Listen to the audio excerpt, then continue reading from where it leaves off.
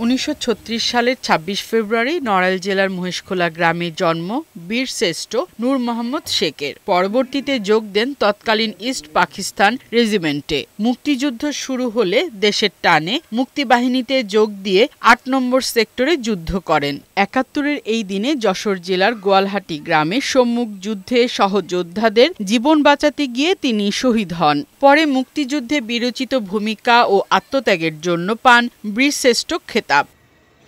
তার স্মৃতি রক্ষার্থে জন্মস্থান মহেশখালী গ্রামের নাম রাখা হয় নূর মোহাম্মদ নগর। পরে এটিকে আদর্শ গ্রাম হিসেবে গড়তে নূর মোহাম্মদের নামে স্কুল, কলেজ, গ্রন্থাগার ও স্মৃতি জাদুঘর নির্মাণ করা হয়। তার বসতবাড়িতেও স্মৃতিস্তম্ভ সহ নানা পরিকল্পনা ও উন্নয়নমূলক কাজ শুরু হয়, কিন্তু বর্তমানে বন্ধ সেসব কাজ। এমনকি দীর্ঘদিন ধরে সংস্কারের অভাবে নির্মিত অবকাঠামোগুলোরও বেহাল দশা। এরই মধ্যে বন্ধ হয়ে গেছে গ্রন্থাগার। দূর দূরান্ত থেকে অনেকে তার বাড়ি দেখতে আসলেও সেখানে নেই কোনো বিশ্রামাগার, নেই সুপেয় পানির ব্যবস্থা। সীমানা প্রাচীর না থাকায় অরক্ষিত আছে বীরশ্রেষ্ঠের বাড়ি। এখানে লোকে গরু বাঁধে, ছাগল বাঁধে, ঘোড়া বাঁধে। তাদেরকে মানা করা হলে এখানে লোকে জুয়ো খেলে, এখানে বসে লোককে নেশা করে।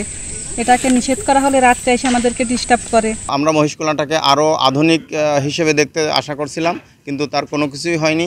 তবে নড়াইলের জেলা প্রশাসক জানিয়েছেন, জাতীয় এই সূর্য সন্তানের স্মৃতি রক্ষায় যেসব উন্নয়ন কাজ শুরু হয়েছিল তা শেষ করা হবে। বিশ্রামাগারটা একটু একটু বেশি বরাদ্দের বিষয়, যেটা আমরা আমাদের জেলা পরিষদ থেকে সম্ভব হবে না। এটার জন্য বেশ অ্যামাউন্ট লাগবে, এটা আমরা মিনিস্ট্রিতে লিখে পাঠাবো। তবে আমরা যতটুকু করতে পারছি অতটুকু আমরা এবার করে দেব।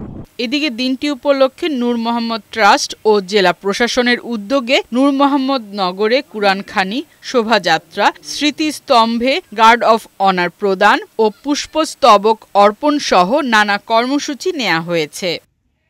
ফারহানা শিমু, বৈশাখী সংবাদ।